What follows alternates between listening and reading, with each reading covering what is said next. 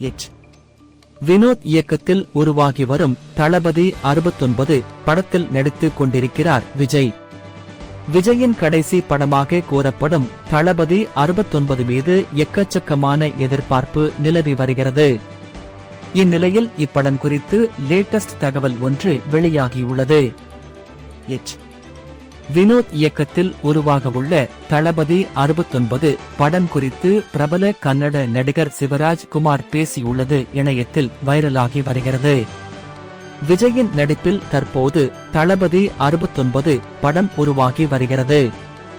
வெங்கட் பிரபு இயக்கத்தில் ரிலீஸான கோட் படத்தினை தொடர்ந்து எச். வினோத் இயக்கத்தில் நடித்துக் கொண்டிருக்கிறார். விஜயின் கடைசி படம் என கூறப்படுவதால் தளபதி 69 மீது எக்கச்சக்கமான எதிர்பார்ப்பு நிலவி கொண்டிருக்கிறது. இந்நிலையில் விஜயின் கடைசி படம் குறித்து மரண மாஸ் தகவல் ஒன்று வெளியாகியுள்ளது.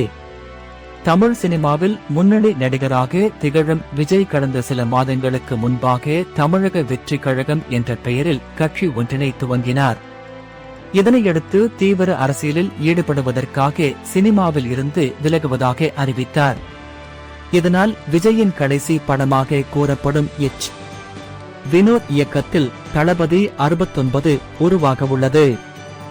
இப்படத்தினை KVN புரொடக்ஷன்ஸ் நிறுவனம் தயாரிக்கிறது.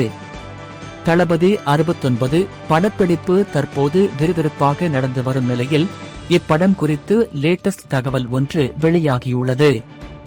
அதன்படி கன்னட சூப்பர் ஸ்டார் சிவராஜ்குமார் விஜயின் கடைசி படமாக கூறப்படும் தளபதி 69 இல் நடிக்க இருப்பதாக கூறப்படுகிறது.